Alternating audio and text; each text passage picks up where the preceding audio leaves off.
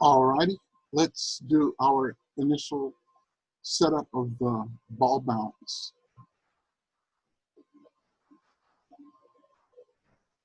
So here I am back in my animation. What I'm going to do is I'm going to hide the clouds. I don't need to look at those right now. I'm going to go down to the ball layer. And I'm going to change the color of the layer. Right click and I'm going to make it red so it's easier to distinguish. All right. Now what I want to do is I want to edit the position, and I can activate just that one characteristic. I can click the toggle and I can go down to transform and find it that way, but there's another way to do that, and that's to tap P on the keyboard. All right, so if you look here, A for anchor point, P for position, S for scale, R for rotation, and the only one that kind of will throw you off every time is T for opacity or transparency. So they call it opacity here, but it's T to activate it. So I'm going to close all that, and I'm going to tap P for position. Oops, now I'm doing all of them. I just want to select this one and do position there, right? So now I want to make sure the ball is in the center of the screen. Select it, center it, and then I want to put that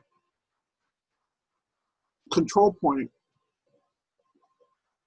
the pan behind anchor point in the center object. So I'm going to click there,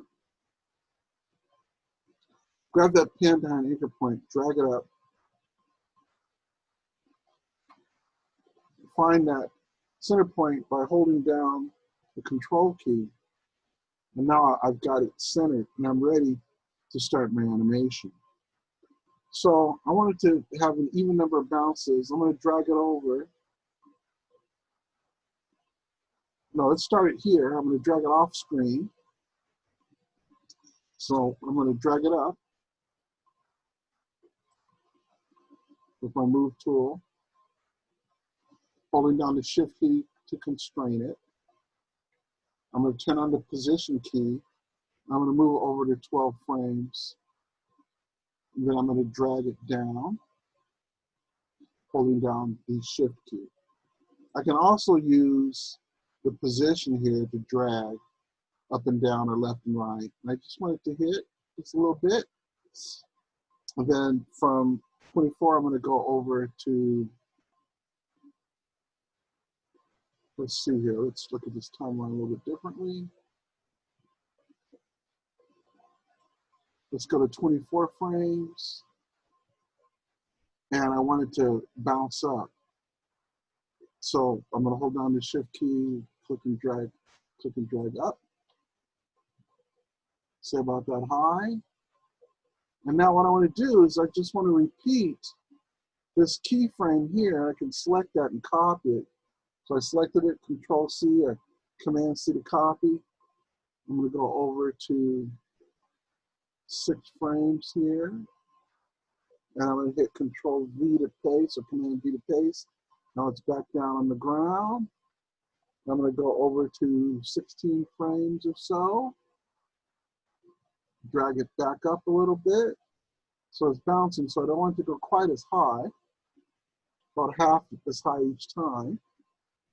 Then I'm going to go over to 24 frames.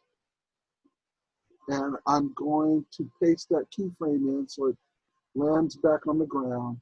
And then we'll just give it another little bump here. I'm going to move it up just a little bit, about 28, and then just drag it up a little bit, just a little bit. And then go over to 2 seconds and paste.